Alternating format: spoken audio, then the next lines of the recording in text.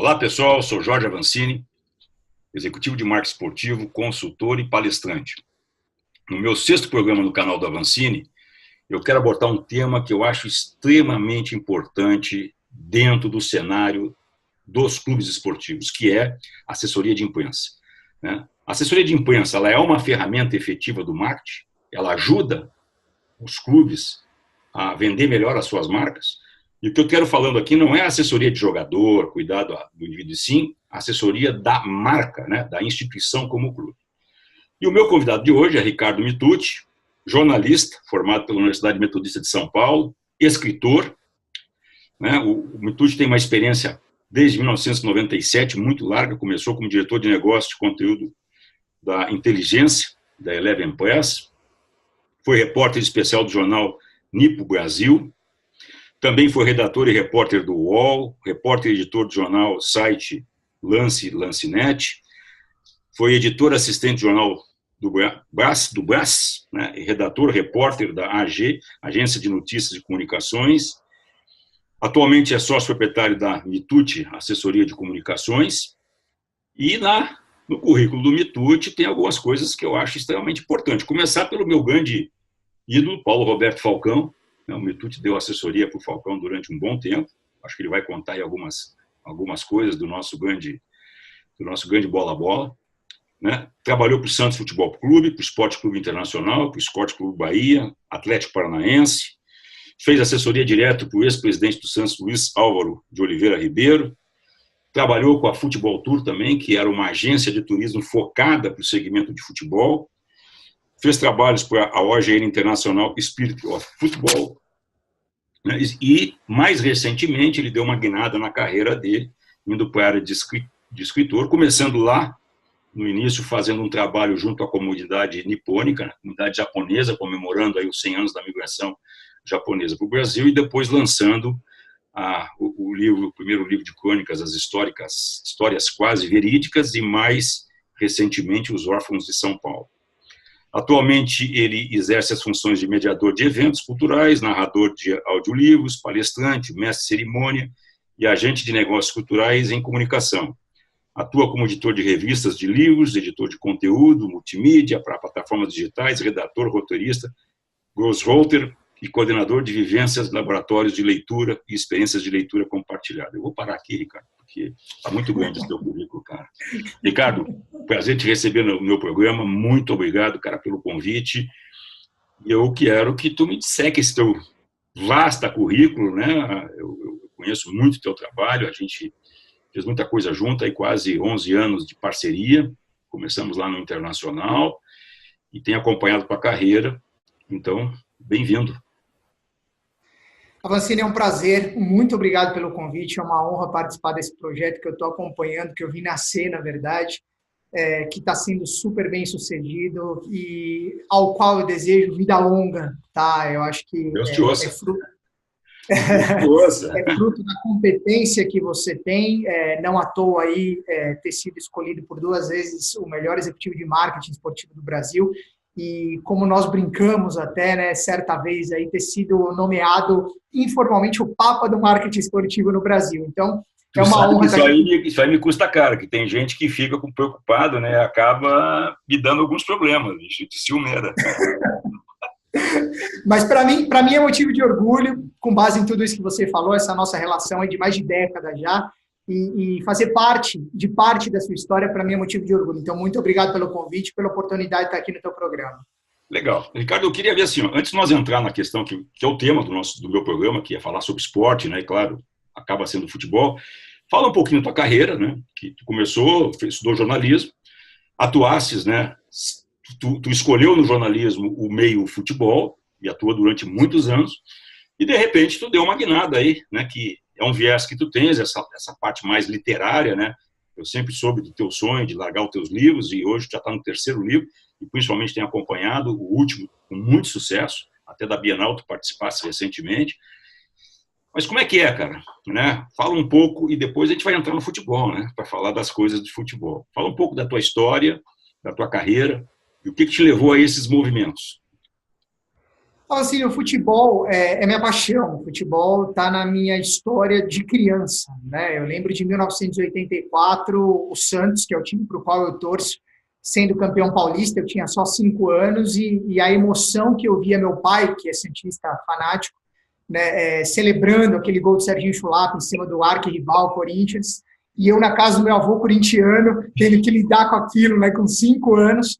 Mas então, assim, eu busquei realmente na comunicação o caminho do futebol pela paixão que eu tenho, pela identificação que eu tenho com a modalidade, que vinha como torcedor e que eu acabei criando realmente como comunicador. E daí, com base nesse currículo que você falou, tive o privilégio, a oportunidade de trabalhar em grandes escolas do jornalismo esportivo, nem tanto em redação, embora eu tenha uma passagem significativa pelo Diário Lance, que talvez aí no Sul não seja tão consolidado. Não, mas é conhecido. Mas sem dúvida, é a principal marca, né, no jornalismo esportivo no Brasil, isso desde 1997, 98, se eu não me engano, foi quando eles começaram para cá. Eu tive a alegria de ser da segunda turma do Lance, ainda estagiária e tudo mais. Mas, na verdade, a minha paixão sempre foi, no jornalismo, a assessoria de comunicação, né, assessoria de imprensa. Eu sempre quis estar do outro lado do balcão. Então, eu acabei saindo do Lance mesmo para uma assessoria de imprensa numa agência de marketing esportivo, que foi quando eu comecei a trabalhar efetivamente com grandes nomes do esporte brasileiro. Eu tive a alegria de fazer assessoria de imprensa, ainda que não de maneira direta, mas indiretamente, para figuras como Oscar Schmidt, a Magic Paula, Hortência, Bernardinho, Robert Scheid, Manuel Tobias, que na época ainda era o melhor jogador de futsal do mundo, né? Então, isso fez com que eu me consolidasse e tivesse a certeza de que a assessoria de imprensa no esporte fosse o meu caminho. E daí até a Eleven Press, que foi quando nós nos conhecemos em 2007, foi uma sequência natural de carreira, né? E na Eleven Press, onde eu comecei a trabalhar em janeiro de 2007, fiquei até dezembro de 2017, eu ajudei a construir a assessoria de imprensa no Grupo Inteligência, e lá o viés qual era? Era fazer assessoria de imprensa especialmente para o esporte, com foco no futebol, em função da minha experiência, mas justamente com essa abordagem que você está propondo para a nossa entrevista. Não simplesmente fazer uma assessoria para atletas, ex-atletas, como era até a minha experiência, mas para instituições esportivas. E foi aí que comecei a atuar de maneira mais direta com o marketing esportivo na assessoria de imprensa. Legal. E me diz uma coisa, Ricardo, o Internacional para ti foi o primeiro cliente nessa modelagem, porque, na realidade, quando eu cheguei no Inter lá como vice-presidente em 2007, eu senti a necessidade, né, de que a gente precisava ter um trabalho de fortalecimento de marca. O Inter vinha fazendo um trabalho de recuperação da sua imagem naquela época, de autoestima, mas que você precisava quebrar as barreiras do Rio Grande do Sul, né? Porque, como tudo, a gente acabava sendo abafado pela mídia do Rio e São Paulo, com os 8 grandes clubes do Rio e São Paulo, né?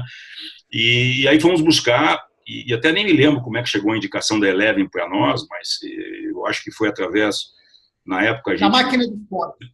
Da Máquina do Esporte, eu acho, né? Que nos indicou conversar com vocês, contigo, com o Márcio, e ali se fechou uma parceria que durou, eu acho que quase que 8 anos, né? E tivemos a oportunidade de ver muitas coisas, quer dizer, de ver todo esse trabalho crescendo e frutificando. E esse é o tema, né? Porque, na realidade, eu consegui ali no Inter, e depois quando eu estive no Bahia, levei vocês para o Bahia também, para fazer um trabalho semelhante, mas já em outro período, né? Em outro momento do cenário nacional, em que a ideia era você consolidar a marca sem se envolver com as coisas que eu chamo do vestiário, né? Porque o vestiário é notícia todo dia. Então, como é que foi essa experiência? Conta um pouco disso, também acabou passando pelo Santos, pelo Atlético Paranaense, por vários outros lugares. E aí vem a questão, de novo, da pergunta do tema do nosso programa. Afinal, a assessoria de imprensa, ela é uma ferramenta importante, ela ajuda, é fundamental, né? Se você estivesse do outro lado, como um executivo de um clube, se valeria dessa ferramenta? Eu vou responder a sua pergunta repassando essa história que você contou agora, né? Eu diria para você, Avancini, que a sua gestão, a sua equipe, o seu staff no Internacional, quando tiveram a percepção de que era preciso romper as fronteiras do Rio Grande do Sul para levar a marca institucional do clube para outros lugares, para outras praças, vocês foram extremamente assertivos e extremamente estratégicos, e os resultados mostram muito bem sucedidos. Por quê? Embora o Inter sempre tenha sido um clube gigante, não apenas como uma das suas alcunhas, mas pela própria história que ele tem, né? O Inter era, até então, um clube regional, embora em 2006 tivesse sido campeão do mundo, né? Libertadores, campeão do mundo. Então, vocês vinham numa ascendente naquele período em que nós fechamos a parceria. Mas ainda era um clube do Rio Grande do Sul. Então, a minha resposta para a sua pergunta, na verdade, é a seguinte: é primordial esse trabalho da assessoria de comunicação para a instituição, para a marca. E foi justamente com base nessa estratégia que, durante 8 anos, nós levamos a marca do Internacional, trouxemos a marca do Internacional do Sul para o resto do Brasil e fomos além. Nós aproveitamos o bom momento do clube com a Libertadores de 2010, a disputa do Mundial novamente em 2010. Centenário. Exatamente, para levar a marca para outros países. E nós conseguimos, eu me lembro muito bem, exposição na mídia nipônica no Brasil e no Japão, quando o Inter foi jogar a Suruga Cup, né, a Copa Suruga, acho que foi em 2008, se eu não me engano isso, né? Conseguimos exposição no Oriente Médio. Então, a estratégia de trabalhar o institucional, independentemente do resultado de campo, ainda que a gente saiba que esse independentemente é relativo, que quando o time está bem dentro de campo, emplacar pauta institucional, indiscutivelmente é mais fácil. Agora, quando o time está mal, tudo meio conspira contra, mas ainda assim as coisas se desassociam. Então, trabalhar a instituição e mostrar para outros mercados o tamanho e o trabalho que uma instituição, o tamanho do Inter, do Santos, do Atlético Paranaense, do Bahia, tem fora das 4 linhas, é primordial para a alavancagem dessas marcas e para a geração de novos negócios. Então, eu estou plenamente convencido de que,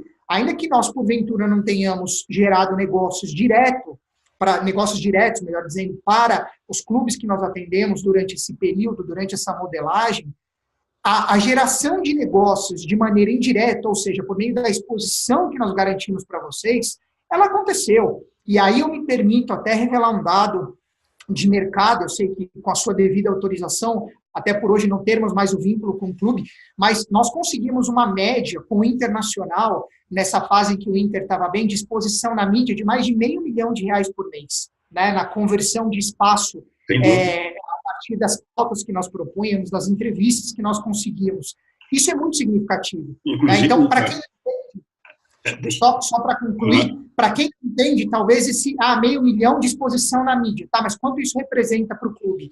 Você, melhor do que ninguém, pode falar o quanto essa exposição contribuía para a geração de negócios que você e sua equipe buscavam. Não, primeiro que essa medição, apesar de você ter dados e ferramentas para te dar o valor financeiro, né, ou seja, para quem está nos vendo entender, esse R$500 mil é quanto o Internacional precisaria investir em dinheiro para ter a mesma presença na mídia que era gerada pela assessoria, ou qualquer outro clube.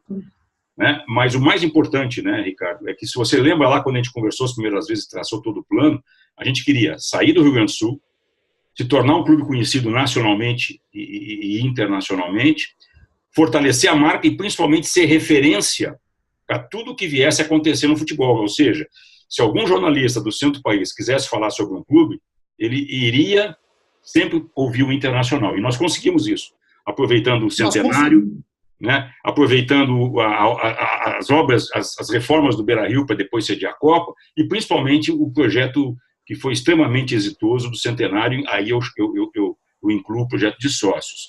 Né? Então, eu acho que se atingiu os objetivos, né? Coisa que mais tarde eu tentei levar para o Bahia, e infelizmente eu não consegui lá com vocês concluir todo o plano, que o Bahia também precisava desse resgate de autoestima, mas no último ano da gestão do presidente Marcelo, eles resolveram abortar o projeto por questões financeiras e a gente perdeu. Mas conseguimos fazer muitas coisas, né, de colocar o presidente Marcelo na mídia e de, naquele ano de 2016, o Bahia virar meio que o xodó nacional por todo o trabalho que estava sendo feito na gestão do Marcelo Santana, da qual eu fazia parte. Agora, exato, a dificuldade que tu encontrou ao longo desse caminho, né? Porque você chega num clube, geralmente o clube tem a sua assessoria de imprensa instalada, tem o pessoal do futebol, né? A gente, em nenhum momento, eu sempre dizia para ti, Ricardo, nada a ver com os jogadores, esquece os atletas, né? Porque a gente sabe que é difícil e já tem as suas estruturas montadas. o que tu tens aí para colocar, né? O que foram as dificuldades, o que de repente acabou, aquele tiro na lua, como a gente diz, pô, né? Miramos numa coisa, acertamos noutra, o que tu tem para contar de bastidor aí? Que a turma gosta disso, né? Então, na verdade, assim, eu acho que teve muita coisa boa. Claro que os problemas aconteceram no meio do caminho e eu acho que vale pontuar as duas coisas. Mas até dentro disso que você está falando, e o Inter, queira ou não, é o meu case também, assim como é o seu, pegando o gancho que você falou do ano do centenário, em 2009, do projeto dos 100 mil sócios. O projeto dos 100 mil sócios foi emblemático quando nós conseguimos, por exemplo, uma página dupla na revista Isto é Dinheiro. Você deve se lembrar disso. Lembro. E isso mostra que um trabalho estratégico de assessoria de comunicação para uma marca, de um clube de futebol, para a instituição, ela extravasa, ela deve extravasar a editoria de esportes, os veículos de esporte. Né? Então, nós saímos na Exame, por exemplo, 2 ou 3 vezes, conseguimos a Isto é Dinheiro, vira e mexe, nós saímos no Meio Mensagem, né? Ou seja, o Meio Mensagem é um veículo que fala para o mercado publicitário, para o mercado de comunicação, mostrava o Internacional como uma marca de confiança, uma marca de reputação alta para o mercado anunciante. Né? Então, isso poderia, de alguma maneira, contribuir para parceiros que você e sua equipe buscavam. Então, isso, a Vancini, mostra que a estratégia ela foi tão acertada que, não à toa, outros clubes acabaram fechando com a gente, naquela época da agência, para replicar o modelo. Foi assim com o Atlético Paranaense, foi assim com o Santos, e o Santos foram em 2 gestões. Nós pegamos o último ano da gestão do presidente Marcelo Teixeira e o primeiro ano da gestão do presidente Luiz Álvaro de Oliveira Ribeiro, saudoso Laor, para mostrar realmente que o trabalho podia ser replicado. Então, eu insisto, a estratégia com planejamento, ela é muito eficaz. Agora, em cima dessa pergunta que você faz, até de dificuldades, do que mudou de lá para cá, hoje nós vivemos uma realidade, Avancini, completamente diferente no universo da comunicação. Tá? E eu não vou nem entrar no mérito do futebol, eu vou falar da comunicação. Mas, para quem está nos acompanhando, para quem vive o marketing esportivo e consome conteúdo em mídia, já é mais do que claro que os próprios clubes, os próprios atletas, os próprios dirigentes, os próprios comunicadores se tornaram mídia. Então, ao mesmo tempo em que eles se tornaram mídia, você teve um enxugamento do número de veículos da chamada mídia tradicional. Recentemente, a editora Abril, quem diria, entrou com pedido de recuperação judicial. Né? Você tem um enxugamento do número de veículos. Então, o que acontece? Hoje, essa estratégia, ela teria o mesmo êxito? Eu confesso que eu tenho dúvidas. Talvez ela não teria o mesmo êxito, mas ela poderia continuar sendo executada desde que repaginada. Então, você tem que fazer um mapeamento de influenciadores, formadores de opinião, não que naquele tempo não houvesse essa necessidade, mas era mais evidente quem eram os caras. Né? Você sabia que era o colunista de tal veículo, apresentador de tal programa. Hoje não, hoje está muito mais pulverizado, com mídias menores, né? E o enxugamento dos veículos tradicionais. Então, o assessor de imprensa que trabalha para esse tipo de estratégia, né, seja ele internalizado num clube ou terceirizado, como era o nosso caso, ele precisa levar algumas outras coisas em consideração antes de executar ou mesmo de esperar os resultados que nós obtivemos naquele período, que certamente hoje não seriam mais os mesmos. Disso eu não tenho dúvida. Legal. Eu concordo contigo, né, que realmente houve essa mudança, mas ainda acho que quando a gente esteve junto lá no Bahia em 2016, já com toda essa dificuldade, com todo esse cenário, a gente conseguiu, pelo menos naquele ano, dar um bom posicionamento para o Bahia no eixo Rio e São Paulo, né, e várias vezes o presidente Marcelo, convidado pela mídia do Rio e São Paulo, para falar um pouco sobre o projeto de remontagem do Bahia, né? Então, eu acho que a adaptação ela tem que ser feita, mas eu acho ainda extremamente fundamental essa ferramenta. Como é que tu vê essa questão? Porque quando a gente começou lá em 2007, não se falava em redes sociais, né? Estava na moda era o Orkut, né? E os sites. Nos últimos 5, 6 anos, né, Ricardo, nós fomos invadidos, né, por sermos cada um de nós gerador de conteúdo. Eu aqui gerando conteúdo. Quem diria que há 5, 6 anos atrás eu estaria pensando em eu estar gerando com o meu canal no YouTube? Jamais, bicho, jamais. Né? E acabo sendo um gerador. E assim como eu, tem milhares de pessoas, né? Qual é que seria o papel do assessor trabalhando para um clube, pegando, como tu falasse, os formadores, os influenciadores, né? Nós tivemos agora na Copa da Rússia alguns problemas com grandes influenciadores que tiveram posturas pessoais que acabaram perdendo patrocínios maravilhosos, né? Que cuidado a gente tem que ter, tio? E aí eu acho que entra, talvez tenha faltado para essa garotada aí, principalmente o pessoal das redes, né? Que teve, especificamente foi um caso, né? Onde é que poderia ter assessoria ter ajudado, ou uma pessoa com a tua experiência ter ajudado? Que dica tu deixa aí para a turma? Então, Avancini, assim, a questão dos influenciadores hoje ela está até mudando um pouco, né? Eu acho que a coisa de 2, 3 anos, bastava você ter muitos seguidores, na casa de milhares ou de milhões aí nas suas redes sociais, e você era considerado um influenciador. Porque a métrica dos anunciantes era só essa, né? Nem tanto a qualidade do contato desse influenciador com o seu público, né? Ou a qualidade das mensagens que era transmitida, mas a métrica eram os números, né?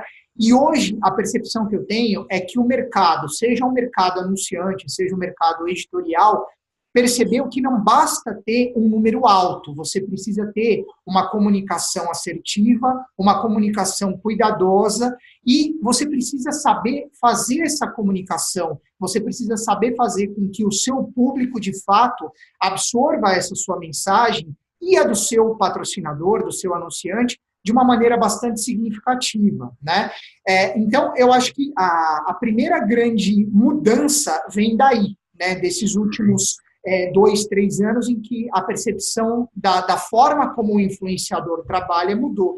Hoje você continua tendo jornalistas que têm uma presença muito significativa na imprensa, independentemente de estarem ou não presentes nas redes, embora quase todos estejam, mas que para o cliente ainda vale sair. Então, o teu cliente ainda quer uma nota, por exemplo, no blog do Juca Kfouri, ou um espaço no Lance, ou um espaço na ESPN, no Sport TV, é claro que ele quer. E falando do nosso universo ainda de esportes, tá? Embora hoje eu já transite mais ainda na cultura, e eu acho que depois você vai querer que eu fale sobre isso também, mas a questão o planejamento e a estratégia são essenciais para que os resultados sejam obtidos.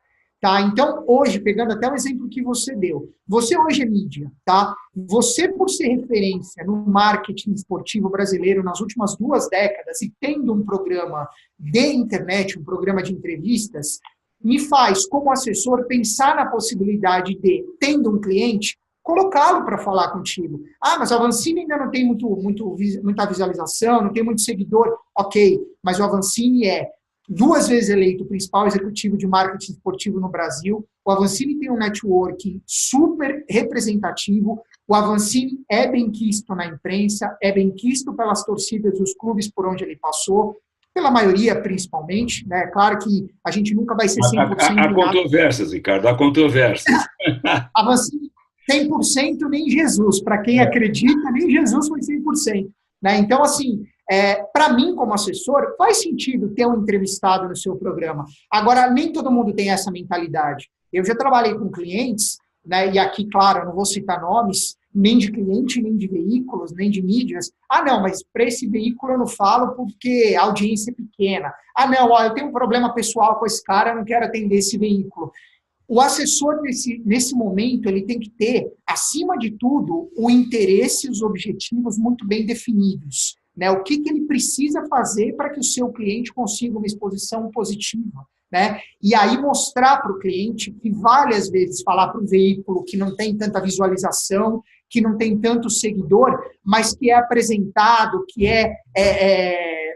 tem uma linha editorial relevante justamente para que os resultados obtidos sejam favoráveis. Esse é o ponto mais importante dessa estratégia de comunicação, entendeu? Eu acho, Ricardo, aí não é puxar brasa para mim a sardinha, né? Mas a gente conviveu, toda vez que tu pautava, eu acho que não teve nenhuma vez que eu disse não para dar entrevista para qualquer tipo de tamanho de órgão, né? Porque eu tenho uma filosofia, a minha formação é de vendas, né, cara? Eu me formei com vendas, aprendi com meu pai, e meu pai dizia que não importava o tamanho do cliente, né? O importava era a frequência que esse cliente colocava os pedidos. Podia comprar lá 10 unidades, mas se ele te comprasse 10 unidades todo mês, né, e durante anos, era melhor do que aquele que te comprava 1000 de uma vez só e nunca mais te chamava. Então, Eu acho que essa filosofia que a gente adotou de atender a todo mundo, claro que às vezes não tinha agenda, tinha que equacionar, né? E atendíamos gente do Brasil inteiro, né? Se tu lembra, às vezes muita gente, rádios do Nordeste, jornais, querendo saber do plano de sócio.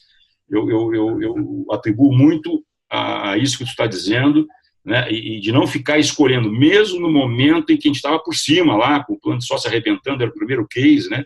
Vencendo o River Plate, que era o maior no quadro social na América Latina, que tu lembra quando a gente bateu em 2009 o River com mais de 90 mil sócios, a gente não deixou de atender esse povo.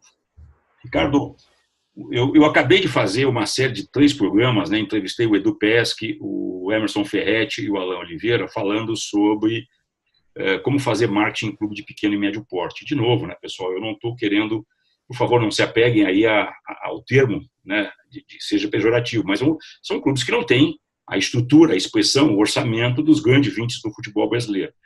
Dá para fazer assessoria de imprensa nesses clubes? Como é que ajuda? Com certeza, Vancini. Eu acho que a assessoria de imprensa ela pode ser feita e bem feita em clientes de todos os portes, né? Muitas vezes ela é escanteada por uma questão orçamentária. Primeiramente porque muitos clientes pequenos, né, independentemente de áreas, têm a impressão de que a assessoria de imprensa pede um investimento muito alto. E isso não é uma realidade. Eu acho que o investimento da assessoria de imprensa passa muito também pela definição do escopo de trabalho e do briefing, né? Agora, nós tivemos, por exemplo, na própria Eleven Press, na época que eu estive lá, nesses 10 anos, e eu, com outras passagens em outras empresas, e hoje na minha própria agência, eu tive experiências com clientes menores de áreas diversas, com resultados fantásticos, né? Mais uma vez, o trabalho de assessoria de comunicação é um trabalho estratégico, né? Então, desde que haja planejamento e estratégia muito bem definidos, os resultados aparecem. Alguns, naturalmente, aparecem mais rapidamente do que outros. Isso, claro, depende do tamanho do teu cliente também, mas depende muito da qualidade das pautas que você propõe, do perfil da estratégia que você apresenta para os seus clientes, da regularidade com que você aparece na mídia, porque também tem um lado, né, Vancini? Muita gente acha que a assessoria de imprensa é escrever o chamado press release, que é aquele texto institucional que a assessoria escreve para os seus clientes e manda para os veículos de comunicação, e ficar escrevendo um atrás do outro e mandando e está tudo bem, aí isso resolveu. Não é. Assessoria de imprensa não é apenas press release. Press release é um instrumento de assessoria de imprensa. Agora, existem situações em que um café com um jornalista, um bate-papo informal, rende uma pauta e às vezes demora para acontecer, ainda mais quando você está lidando com clubes, com veículos, grandes, ainda da mídia tradicional, a coisa às vezes demora para acontecer, mas quando acontece, gera um resultado positivo. Então, o que eu digo para responder essa sua pergunta é o seguinte: há caminhos possíveis para trabalhar com clientes pequenos na assessoria de comunicação, porque a questão não é o tamanho do cliente, mas é a estratégia, o planejamento para se atingir os objetivos que aquele cliente tem. Dá para fazer, eu posso garantir isso. Eu acho que sim, né? E na realidade o que é importante deixar claro, né, Ricardo, para quem está nos assistindo, né, é que, na realidade, primeiro, que esse investimento não seja visto como despesa. Com certeza. A mensuração, ela vai estar em função dos espaços que você consegue, e aí até um ponto que eu quero colocar, para reforçar a importância que vocês tiveram no internacional, que a partir do planejamento estratégico de 2011, na minha área, que era o marketing, eu tinha uma meta de exposição de mídia, ou seja, pegando todo aquele histórico que nós tínhamos construído desde 2007, e que teve anos que chegou a gerar quase 2 milhões de mídia espontânea para o internacional através do trabalho realizado por vocês, por ti, né? Eu passei a ter uma meta em que eu era avaliado de continuar não só mantendo os números, mas ampliando a visibilidade do clube.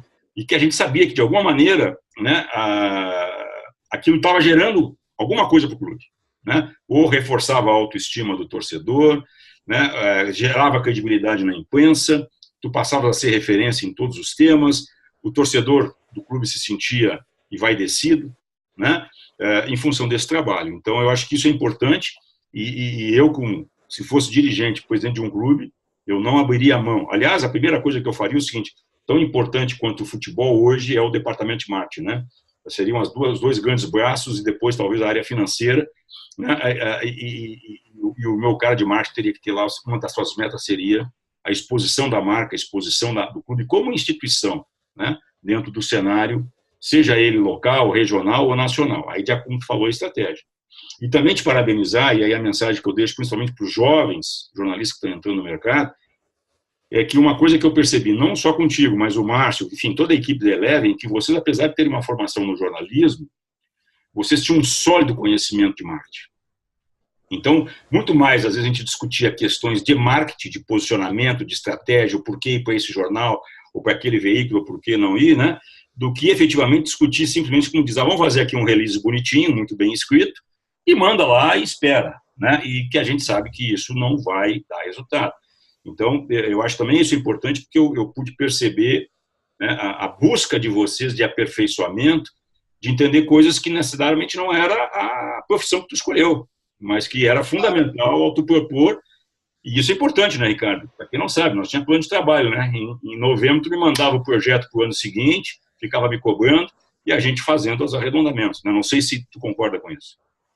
Claro, não, é o que você está falando e que eu falei na resposta anterior, Avancini. A questão do planejamento é fundamental, né? Muita gente pode achar, quando eu coloquei agora a questão do release, que o previsível qual é? A assessoria de imprensa institucional, que era assim que a gente se referia ao nosso trabalho para o internacional, ela vai pautar os veículos de esporte. Não, os veículos de esporte, eles também estavam no nosso mailing, mas eles não eram a nossa prioridade. Por quê? Porque, naturalmente, a marca já teria exposição nesses veículos no dia a dia, né? O internacional, enquanto clube de futebol, já é notícia nos veículos de esporte. Jogue o time ou não. Então, o nosso planejamento previu o quê? Bom, temos uma pauta falando de quadro social. A gente pautava Exame, a gente pautava, na época, Gazeta Mercantil, que é um jornal que, infelizmente, não existe mais aqui em São Paulo. Mas chegou a sair várias matérias, né, sobre o clube. Saímos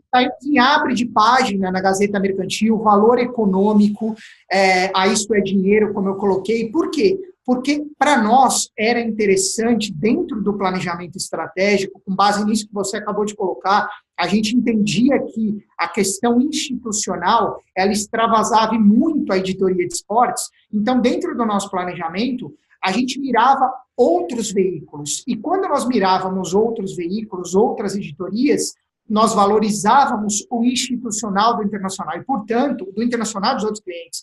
Portanto, cumpríamos a missão de ser uma assessoria institucional, que dava suporte ao marketing, principalmente.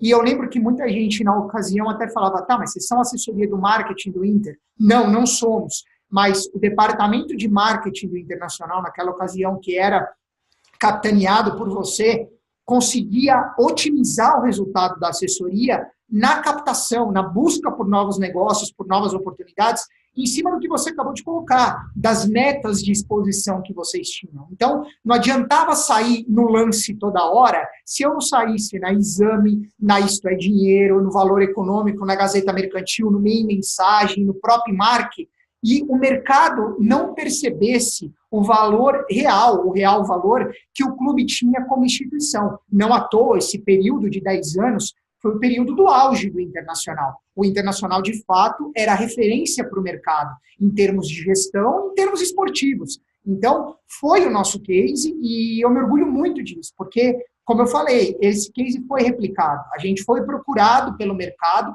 e conseguimos levar esse trabalho para Atlético Paranaense, para Santos, para Bahia, né? E isso fez com que, cara, em momentos diferentes, situações diferentes, esse modelo perdurasse. E é por isso que eu acredito tanto nele. Repito, hoje, com alguns ajustes necessários em função dessa nova configuração de mercado, especialmente no mercado da comunicação, e porque o nosso futebol, infelizmente, não vive bons momentos, né? A gestão dos nossos clubes, você fala isso muito nas suas colunas, a gestão dos nossos clubes não é das melhores. É difícil fazer futebol no Brasil, Ricardo.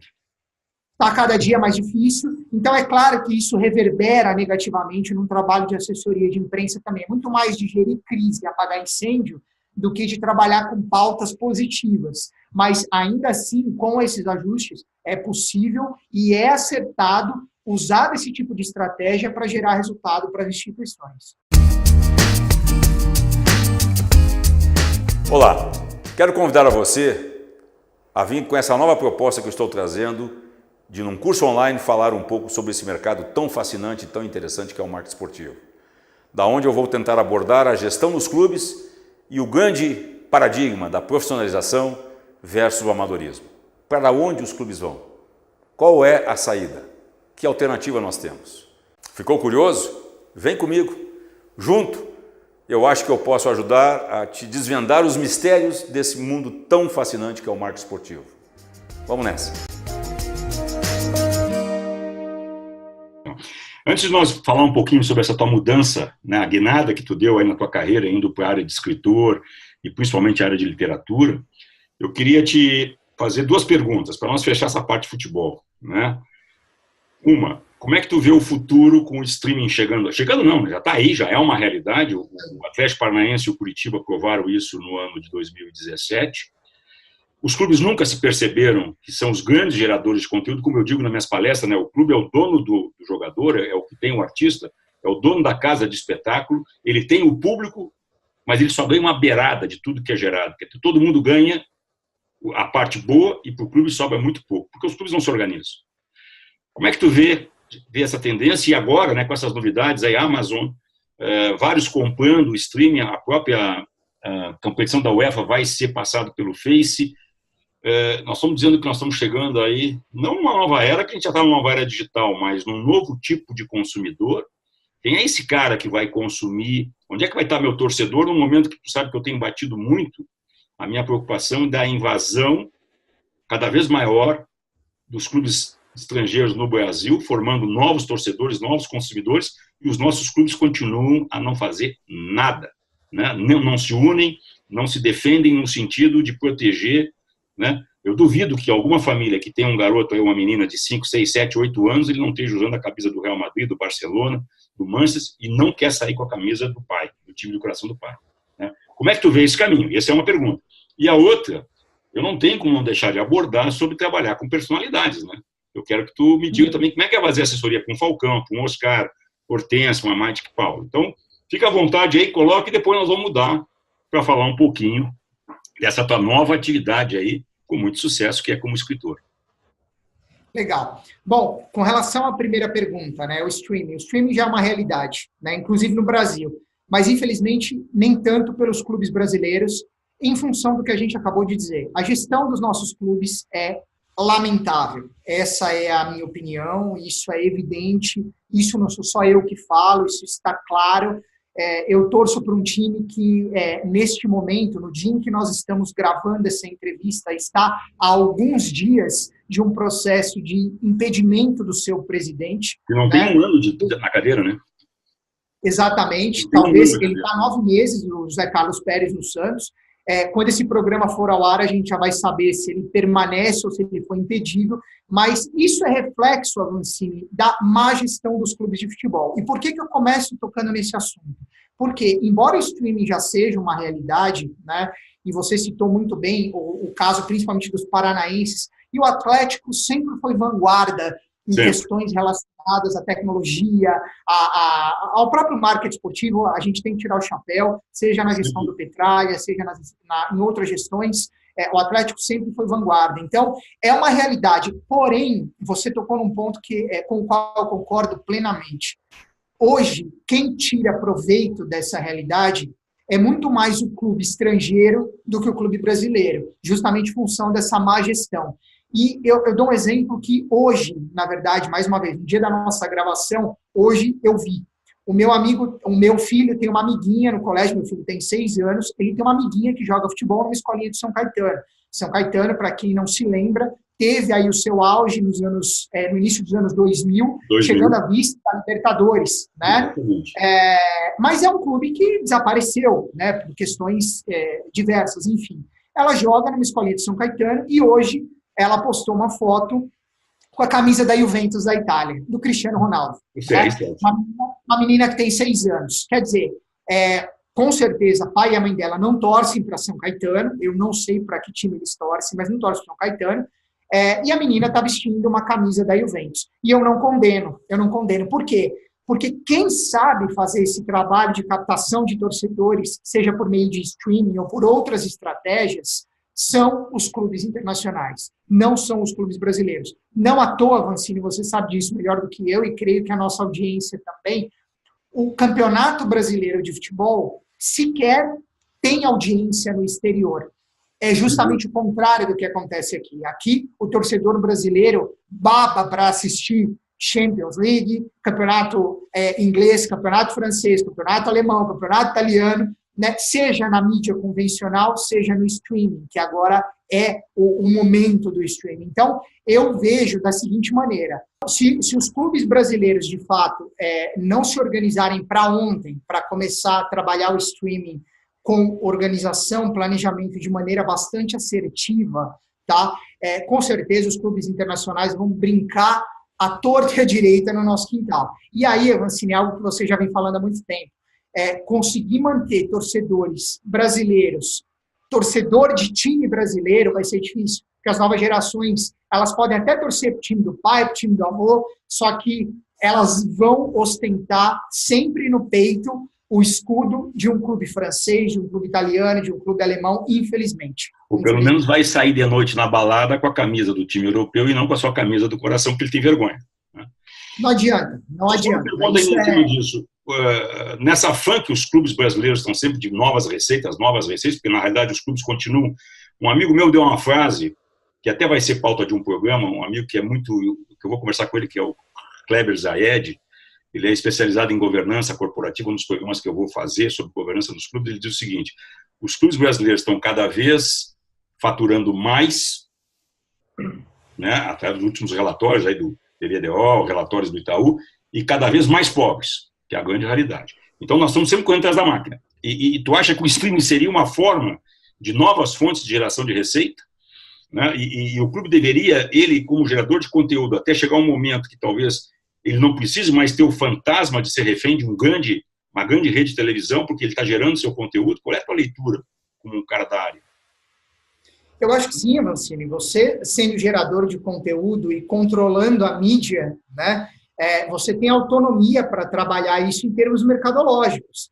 A questão é, os clubes podem até ter percebido isso, mas ainda não sabem trabalhar isso. Mas não sabem também, Vancini, porque ainda são reféns do modelo dos anos 80, que é o dinheiro da emissora de TV detentora dos direitos de transmissão, entendeu? Então, o que acontece? O clube tem uma gestão ruim, o clube antecipa a receita com a detentora dos direitos de transmissão da emissora de televisão. Visão de curto prazo.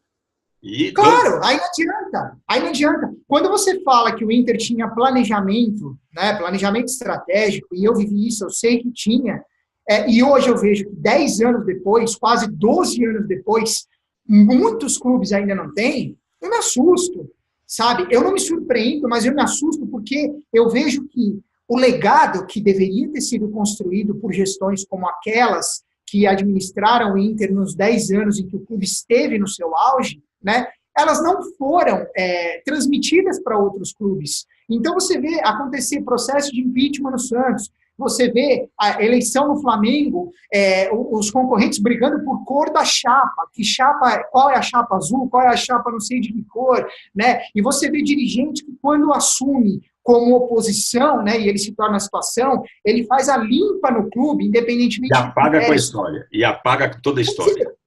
Não dá, Vancini, não dá. É muito amadorismo, entendeu? É muito amadorismo. Então, diante desse amadorismo, o potencial da ferramenta que você tem, seja o streaming ou qualquer outra, ele fica subaproveitado. E aí não adianta, eu preciso gerar receita, Você tem um canal, você tem um caminho, você tem um conteúdo, mas você não tem competência administrativa para fazer aquilo acontecer. A coisa não sai do lugar, você fica derrapando. E hoje, né, Ricardo, com tantos profissionais que, por toda essa mudança no mercado de comunicação, no mercado de imprensa, gerou uma massa de desempregados. A gente teve agora recentemente aí a Esporte Interativo fechando, praticamente, né? Quantos profissionais foram para a rua? Porra, eu imagino que você tem hoje aí um mercado com grandes profissionais loucos para trabalhar, com muita experiência, e que bastaria o clube, né, redirecionar um pouquinho da galera, não gastar tudo no vestiário, e redirecionar um pouco do seu orçamento para essas questões como forma de um trabalho de novas receitas. Só que é o seguinte, é o que tu falaste, isso aí demanda tempo. É um trabalho de médio e longo prazo para dar retorno e você colher. E não é, meu amigo, com gestões de 2 anos ou 3 anos, que é a média de um presidente num clube, o cara quer resolver o problema dele, botar a faixa no peito, a taça no armário e dane-se o endividamento do clube. Essa é a realidade. Vamos lá. Eu vou pegar seu gancho. Um dia vai melhorar. Eu vou pegar seu gancho para responder a segunda pergunta, de como trabalhar com ídolos. Né? Trabalhar com... Aí, mexer com ídolo, como é que é, cara? Pois é, eu vou pegar esse gancho, eu vou fazer esse link. Eu tive o privilégio de trabalhar com um ídolo seu, que se tornou um ídolo meu e é um ídolo brasileiro, né? E eu falo seu da história do torcedor. O maior jogador, embora alguns não achem, mas é o maior jogador da história do Internacional, né?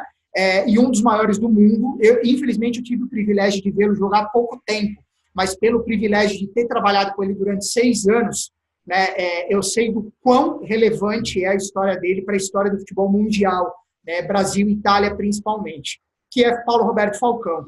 Agora, o link qual é?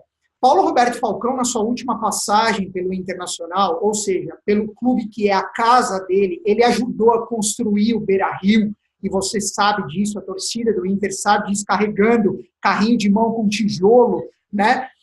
Ele ficou 5 jogos à frente do time e foi mandado embora. Tá? Eu não vou entrar no mérito técnico aqui, eu vou me permitir não entrar no mérito técnico, mas eu estou falando isso para pegar esse gancho do que você falou. A cobrança do futebol num clube de futebol é tão insana que, com 5 jogos, mandam o principal ídolo do clube embora no papel de treinador. Desculpa, não dá para levar um trabalho desse a sério. Não dá para se falar em planejamento, não dá para se esperar nada diferente do que a gente está vivendo hoje. De um 7-1 em 2014, de uma eliminação para a Bélgica em 2018. Entendeu? Falta planejamento. Não vou entrar mais uma vez no mérito de ter paciência, não ter, ganhou, não ganhou. Se mandaram ele embora, talvez tivessem as suas razões. Mas eu acho que a gente no Brasil também tem um problema grande com relação a ídolos. A gente admira, mas nem sempre a gente respeita. E eu, embora não torça para o Internacional, eu posso falar de boca cheia que o Paulo Roberto Falcão é um dos caras mais íntegros, mais corretos e mais ídolos com os quais eu já tive a oportunidade de trabalhar. E foi muito fácil trabalhar para ele. Tá? E eu vou falar dele especificamente, porque é o ídolo mais recente com o qual eu trabalhei. Deixei de trabalhar para ele há 2 anos e trabalhei por 6 anos para ele. Mas é uma demanda muito mais de receber os pedidos do que de sugerir as pautas. Por não quê? precisa, né? Tem a porta aberta onde ele quer, né? Onde ele quer, né? Por tudo que ele construiu, ele tem mérito para ter esse reconhecimento. Agora, eu posso te dizer, no caso dele em especial, a mídia brasileira respeita muito, sempre o tratou muito bem, mas é impressionantemente maior o reconhecimento que ele ainda tem na Itália em comparação ao reconhecimento que ele tem aqui. Na Itália, de fato, ele ainda é rei, a ponto de recentemente ter ganhado uma ópera em homenagem a ele, né? E aqui no Brasil, ainda que ele seja respeitado, ele, infelizmente, vivenciou situações como essa que eu estou citando.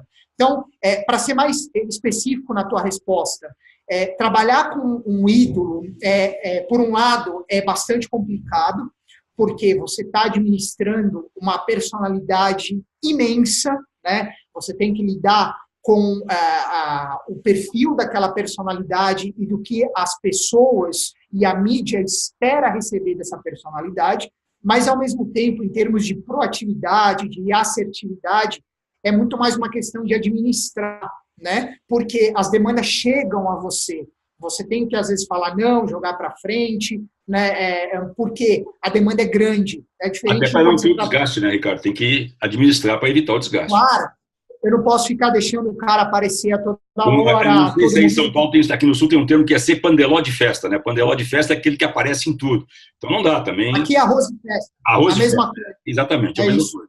E sabe que sobre o Falcão, cara, eu além de ter visto toda essa história dele, eu vi o Falcão jogando ainda como aspirante, lá na época dos aspirantes juvenil no Inter, depois os campeonatos que o Inter ganhou nos anos 70. Eu tive a oportunidade de trabalhar com ele, eu no marketing do Inter, ele como treinador, a primeira vez em 2010, se não me engano. Já esse último caso que tu fala, eu estava no Bahia e foi lamentável, lamentei por tudo que fizeram com o grande ídolo, né? Acabaram com o grande ídolo, e aí gerou o que gerou, né? O clube foi rebaixado para a segunda divisão, que era uma coisa que estava no planejamento do clube, não pode ser rebaixado. E era um grande orgulho estar entre os 5 únicos clubes brasileiros que não tinham sido rebaixados. Bom, aí o resto da história o pessoal já sabe. Mas eu acho que a gente tem que aprender, Ricardo, com os americanos, né? É impressionante o que os americanos fazem com seus ídolos, né? Como cultuam seus ídolos, né? E a gente viu exemplos com Cassius Clay, Michael Jordan agora que está na moda, né? Está na moda aí que, em função de até levando a sua marca para o PSG, no escudo do PSG, imagina tu fazer isso aqui no Brasil. Legal, legal, né? Mas vamos lá, vamos esperar que mude, né, cara?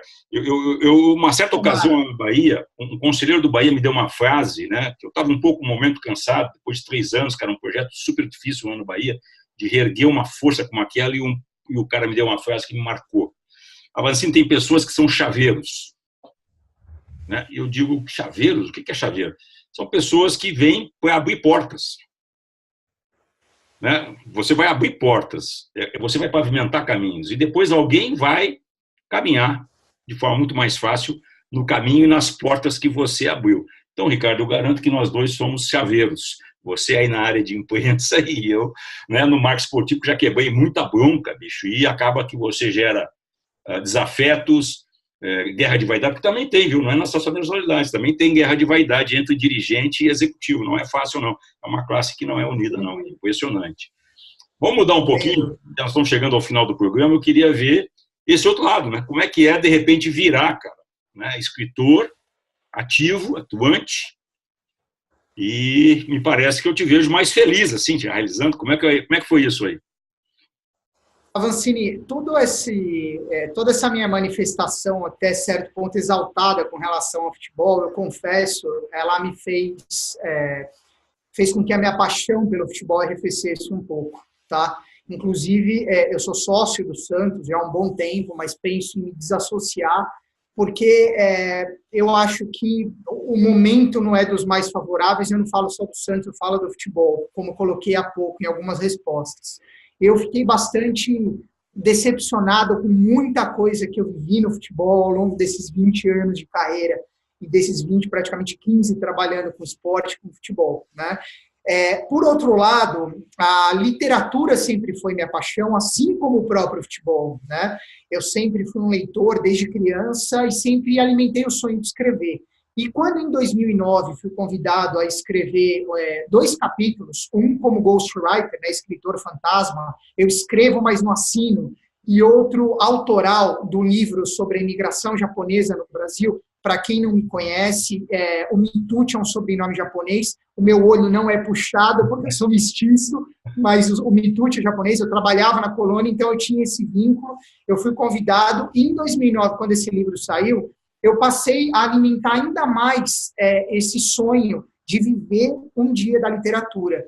Até que em 2015, depois que eu percebi que eu podia executar esse sonho por meio de um instrumento que o mercado oferecia, que era o financiamento coletivo, falei, eu acho que chegou a hora de eu levar isso a sério. Comecei a escrever contos e me autopubliquei em 2015 com o livro Histórias Quase Verídicas, por meio de um financiamento muito legal, coletivo. muito divertido, cara. Um crowdfunding, uma linha muito do que eu cresci lendo, que é Luiz Fernando Veríssimo, ilustre gaúcho, torcedor do Internacional, um escritor que eu tenho na alta conta até hoje. Analista de Bagé. Analista de... Nunca ri tanto com o livro quanto li lendo o Analista de Bagé. Eu sou apaixonado pelo Analista de Bagé. E aí, o primeiro livro, Histórias Quase Verídicas, veio de uma inspiração do Veríssimo. E a partir disso, eu percebi que para viver de literatura no Brasil, seria ainda mais difícil do que viver de jornalismo naquele momento e jornalismo no esporte, né, com essa decepção toda que eu já sentia. Mas ainda assim, era uma paixão, e é uma paixão arrebatadora, assim, muito grande. Eu falei, não, é esse o caminho. E eu comecei a direcionar minha carreira para isso. Como assessor de comunicação, comecei a captar clientes, a própria plataforma de financiamento coletivo, que me publicou, a Bookstart, que nem existe mais, editoras, escritores, e a coisa começou a caminhar por aí. Em 2016, eu criei o meu talk show, que é o Epígrafes, que é um talk show literário. É um programa maravilhoso, com grandes personalidades, cara, muito legal. Obrigado. 40 edições no canal do Mitucci, que vale a pena. Tem de tudo lá, para tudo que é gosto. Gente boa. Já vou aproveitar, então, jabá, youtube.com/Ricardo Mitucci. 40 entrevistas, é um programa quinzenal. Eu estou fora do ar no momento dessa nossa gravação por uma questão técnica, mas eu volto em breve, com certeza, para fechar a temporada, minha segunda temporada no ar. Mas é um talk show no qual eu recebo um convidado para falar sobre temas diversos, a partir de uma frase que eu extraio de um livro. Então, o livro é a essência do meu programa de entrevistas. E eu não falo só com escritores, tanto que eu já entrevistei nomes como a Monja Cohen, falando de religião, Ricardo Boechat, falando de política, o Nazi, falando sobre música, já entrevistei o Juca Kfouri, claro, falando sobre futebol, o Milton Neves, falando sobre publicidade, Maurício Souza na Bienal, o Ziraldo, que infelizmente, nesse momento que nós gravamos, está internado numa situação crítica, teve um AVC, estou rezando aqui, torcendo muito pela recuperação do Ziraldo, mas também consegui entrevistá-lo na Bienal do Livro. Então, eu passei me tornei mídia também, para também me promover como escritor. Só que o programa, com esses nomes todos que eu trouxe, ele acabou decolando, ele ganhou vida própria. Então, a minha carreira ela passou a ser dupla na cultura. Eu passei a ser o Ricardo, apresentador de um programa litero-cultural, e passei a ser o Ricardo, escritor. Por quê? Tudo aconteceu na sequência. Em 2015, o Histórias Quase Verídicas, 2016, o Epígrafes, e 2017, o primeiro romance, O Órfãos de São Paulo, né, que eu lancei no final do ano passado. E a partir daí, Avancini, eu me consolidei, de fato, como um comunicador e escritor. Tanto que neste ano tive o privilégio de dar palestras para estudantes de letras, falando sobre literatura e cultura. Eu mediei mesas na Bienal do Livro de São Paulo, que aconteceu agora em agosto. Tenho recebido convites para dar palestras, para dar aulas, para dar cursos nessa área, que de fato é a minha paixão. Agora, ainda não paga as contas, porque infelizmente somos um país leitor, não somos um país não leitor, mas em função do tamanho do país, somos um país de poucos leitores, poderíamos ter mais leitores. Agora, isso não faz com que a minha paixão arrefeça, como aconteceu com o futebol. Eu continuo acreditando na força da palavra, na força da literatura, tanto que acabei de me tornar coordenador do Laboratório de Leitura, que é uma metodologia que humaniza as pessoas por meio dos livros. É um trabalho muito interessante que surgiu em 2015 na Escola Paulista de Medicina, na Universidade Federal de São Paulo, a Unifesp, para a humanização do ensino da saúde. Então, por acreditar que a literatura, de fato, transforma as pessoas, e aí, infelizmente, se for fazer uma comparação de carreira, eu reconheço a importância do esporte, mas na minha concepção, o poder transformador da literatura, com esse viés, ele é maior do que o do esporte. Tá? O do esporte é relevante, ele tira as pessoas de situações sociais extremamente degradantes, mas eu percebo que a literatura ela vai ainda um pouco além. Eu me engajei, eu estou de cabeça nisso, e convicto de que daqui para frente o meu trabalho, ainda que não aborte o esporte, ele vai estar cada vez mais focado na literatura e na cultura. E aí eu acredito que tu vai pagar o que tu me deve de uma conversa em 2010, num bar, assistindo um jogo da Copa do Mundo, o Brasil jogando lá na Alameda Santos, quando a gente começou a desenhar o livro, que era o Marketing Sport Business, né? Um livro em coautoria, Jorge Avancini e Ricardo Mitucci, da qual nunca saiu do papel. Tá me devendo essa aí, parceiro, hein? Vou prometer em público, vai sair, nós vamos fazer isso a 4 mãos. Para contar essas histórias todas, que 10 anos, meu amigo, e somando aqui são 40 anos de futebol, tem muita história para contar. Com toda certeza. Infelizmente, quando o papo é legal, cara, são 60 minutos de conversa, né? Eu queria te agradecer, foi muito bacana, eu acho que a gente poderia fazer outros programas aqui contigo, mas antes de encerrar, qual é a tua dica, qual é a tua sugestão, ou qual é que seriam os caminhos, vamos dizer assim, que eu também tenho o lado educador, tu sabe que, né, eu tive o meu lado educador, que mensagem tu deixaria para essa geração que está vindo né, aqui seguindo a nós, e que sonha com o futebol, que sonha com a área literária, né, que olha o Avancini, ou olha o Ricardo na posição que está mais, como eu brinco, né, vê as cachaças que toma, não vê o tombo que leva, né, que às vezes acha que, pô, cara, barbada, mas não, custa muito a chegar. Que mensagem tu deixaria para os nossos seguidores? Eu vou até fazer um comentário antes, se você me permite, e vou ser breve, mas essa questão das pingas que bebemos e dos tombos que levamos. Muita gente acha que eu estou rico com epígrafes, mas poucos sabem que eu pago do meu bolso para fazer o programa, né? Então, é o que você falou, as pessoas veem as pingas que a gente bebe, mas não veem os tombos que a gente leva. A minha resposta, Avancini, ela é muito simples e ela não tem nada de autoajuda aqui, tá? Eu acho que acreditar no sonho é padrão, é básico, eu não vou entrar nesse mérito, mas é a capacitação. E aí eu falo, aproveitando o teu viés de educador, e agora o meu, eu estou começando um mestrado que vai unificar a área cultural com a área de comunicação e a área de saúde, justamente porque eu acho que a capacitação é a chave de um profissional bem-sucedido, independentemente da área que ele escolha atuar. Então, para quem está nos assistindo e quer conteúdo de qualidade de marketing esportivo, Avancini, sites de marketing esportivo, sites de economia, livros de negócios, biografias, enfim, alimente o seu conhecimento com conteúdo. E, é claro, os livros, nesse ponto, são fundamentais, mas não são a única forma de alimento, né?